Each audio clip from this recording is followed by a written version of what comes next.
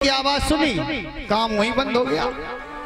शिशु ने पाया, कोई गोपी अपने बच्चे को गोद में लेकर के अपना स्तनपान करा रही थी, दूध पिला रही थी, और जैसे मुरली की आवाज सुनी बच्चे को दूर कर लिया। और जो गोपियां विवाहे और गोने में आई थी ना महाराज, वो श्रृंगार कर रही थी। अब विवाह और गोने की बहू अगर श्रृंगार करे तो समझ लो कुछ तो समय लगेगा तैयारी में। बढ़िया श्रृंगारदानी जहाँ खोली फिर देखो तो माँ में आइटम फोन स्टेशन का हुआ लाल लाल। पहले तो काजल अगुलिया से लगाओ जात, तो अब तो हम देखे इतनी बड़ी पेंशन आती, खट निकालो फटाक से उसी में कटर और है। विवाह और गोने की बहुत तैयार हो, पर देखो तो इतने आइटम होते गिनती भूल जाओ महाराज। और जैसे मुरली की आवाज सुनी, गोपी ने जैसे लाली को निकाला लगाने के लिए, और मुरली की आवाज सुनी ऐसी पागल सी हो गई कि लाली को ओंठ में लगाने वाली थी, उसने तुरंत आंख में लगाई और काजल की पेंसिल उठाई, जो आंख में लगानी थी उसको ओंठों में लगाई महाराज। बिल्कुल पागल के समान हो गई। सुखदेव भगवान कहते, राजन क्या दृश्य है कि बाजी ओठे धाई और बाजी द्वार देखी बेको आई। बाजी ओठे धाई, बाजी द्वार देखी बेको आई।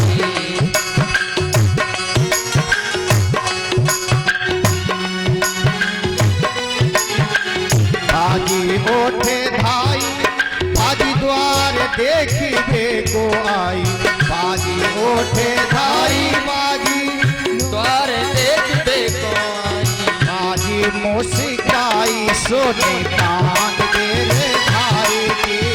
बाजी मोसे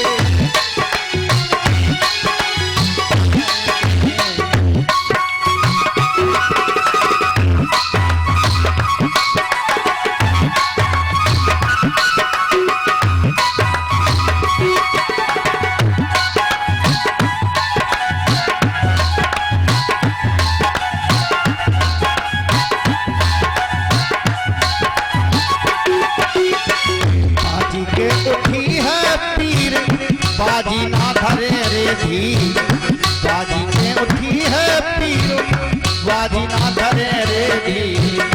बाजी को सोते बोते भूली घर द्वार की। बाजी को सोते बोते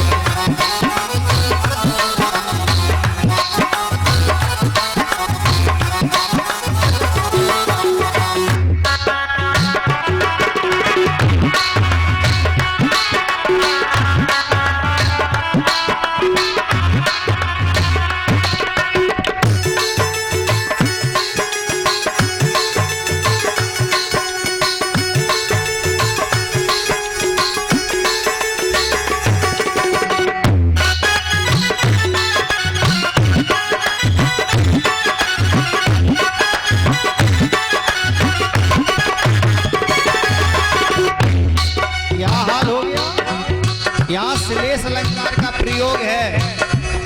बाजी बाजी शब्द अनेक बार आया है और प्रत्येक बाजी बाजी का शब्द अर्थ अलग है।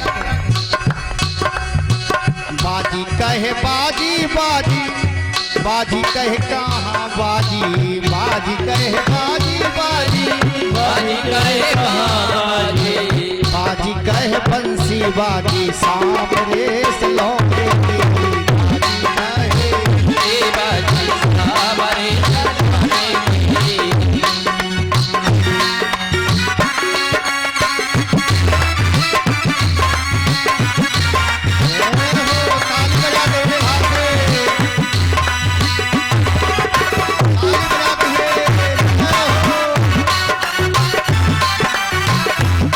सभी लोग हाथ उठाइए।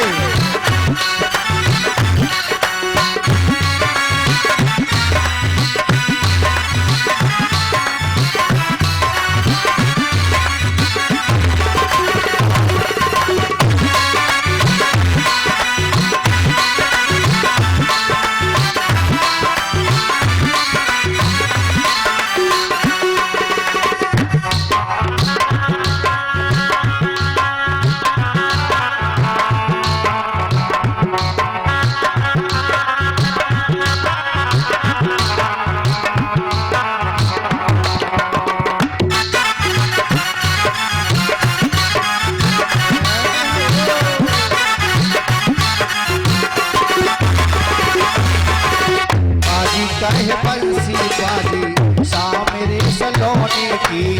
बाजी कहे बंसी बाजी सामरे सलोने की। बाजी कहे बंसी बाजी सा सलोने की।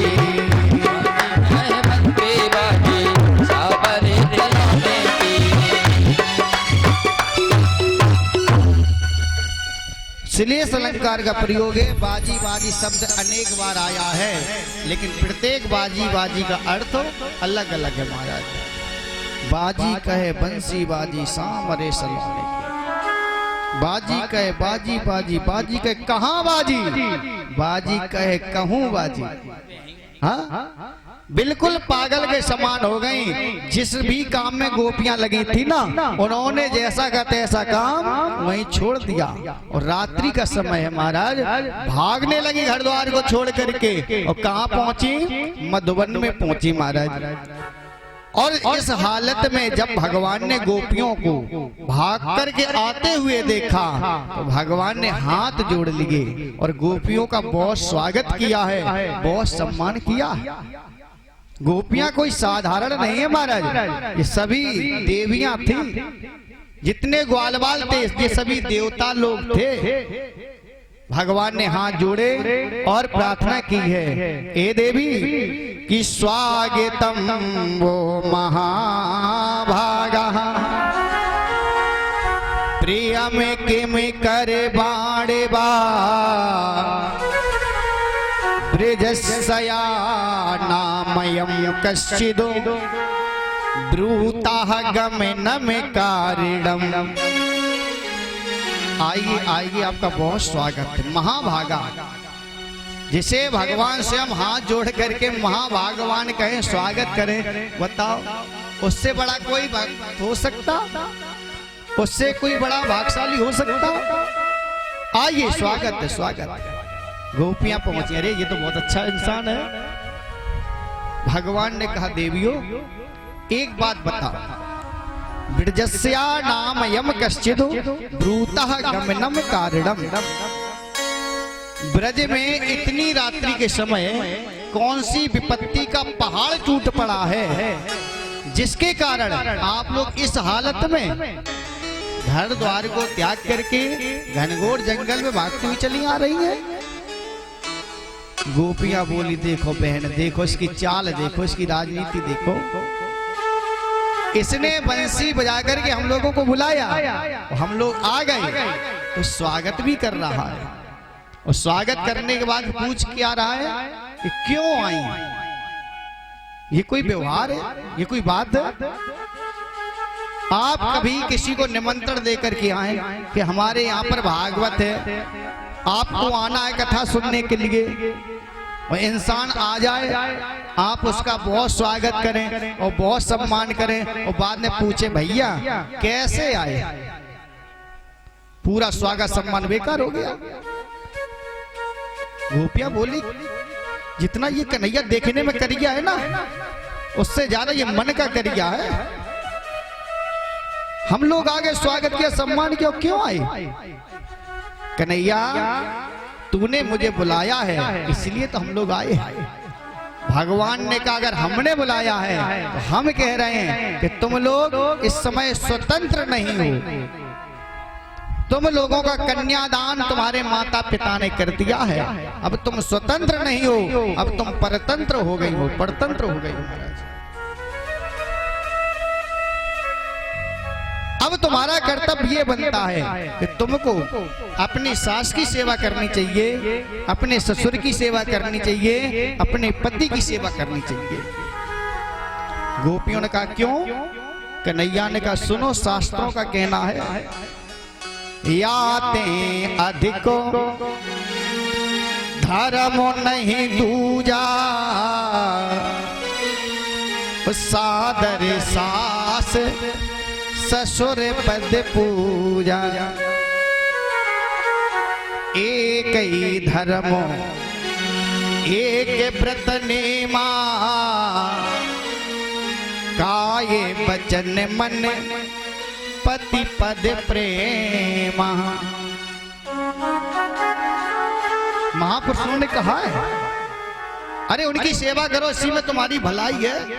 गोपियां बोली कन्हैया एक बात बताएं, उनकी सेवा होगी तब होती रहेगी। हम एक प्रश्न कर रहे हैं, आप उसका उत्तर दे दीजिए, हम वापस हो जाएंगे।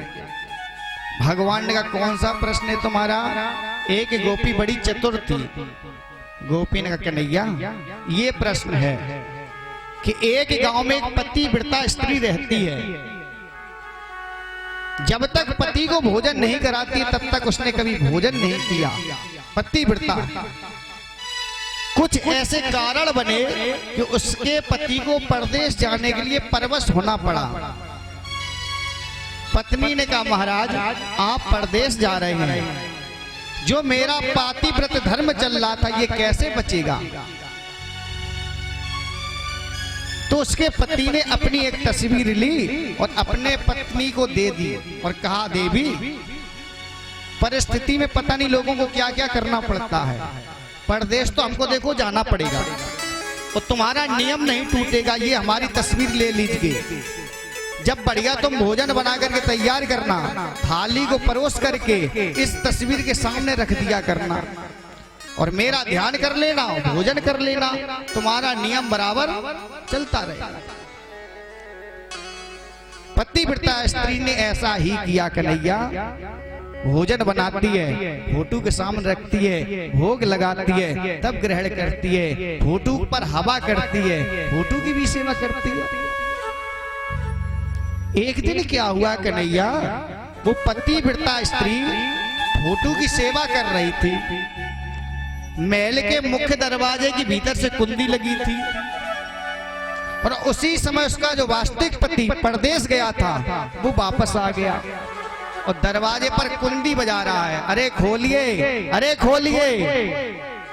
कन्हैया अब आप बताइए पत्नी का क्या धर्म बनता है कि फोटो की सेवा कर रही है, फोटो की सेवा ही करती रहे या खड़े होकर के वास्तविक पति के लिए दरवाजा खोलना चाहिए? आप बताइए। कन्हैया ने कहा देवी जब तक उसका वास्तविक पति नहीं था तब तक वो फोटो की सेवा करके अपने नियम को चलाती रही और जब वास्तविक पति परदेश से वापस आ गया हो, भूखा प्यासा बाहर आवाज दे रहा हो, तो पत्नी का धर्म ये बनता है कि फोटो की सेवा करने से कल्याण नहीं है, वास्तविक पति की सेवा करनी चाहिए। गोपियों ने कहा कन्हैया तू हार गया और हम जीत गए। कन्हैया ने कहा क्यों? गोपी ने कहा यही तो बात है, संसार में जितने भी पति हैं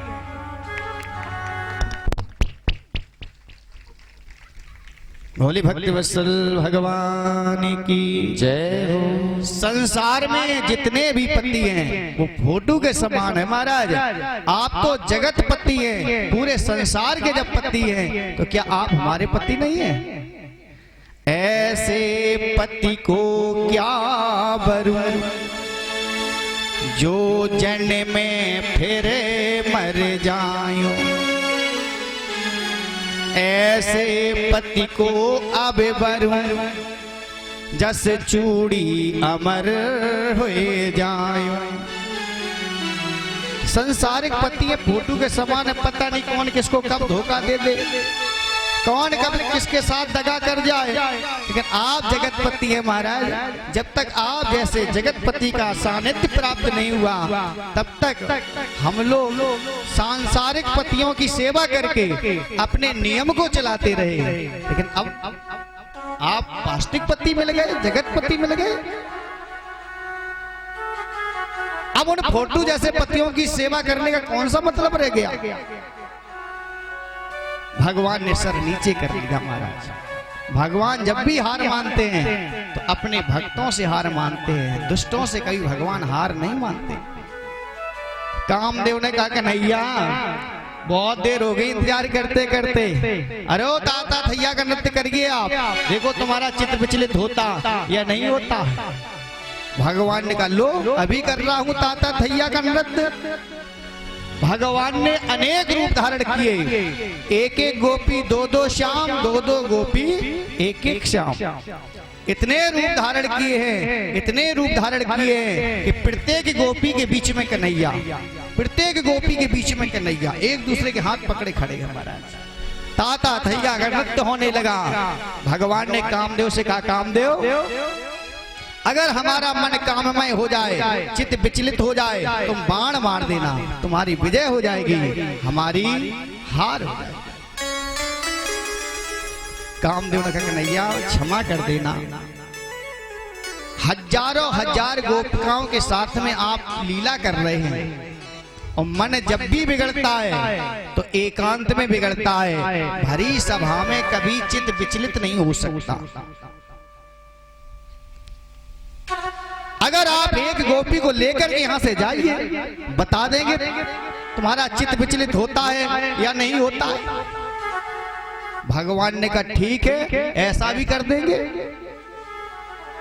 नाच नाच में बढ़ गया गोपिन को अभिमान, लगी सोचने वो सभी हाथ हुए घनश्याम। भगवान ने लीला दस्ती कामदेव को मौका देने के लिए कि प्रत्येक गोपी को ये अनुभव हो रहा है कन्हैया केवल हमारी कलाई को पकड़े खड़े हैं और दूसरे के पास कन्हैया नहीं है। सबको यही अनुभव हो रहा है कन्हैया केवल मुझे चाहता है, इसलिए मेरे पास खड़ा और किसी के पास नहीं है।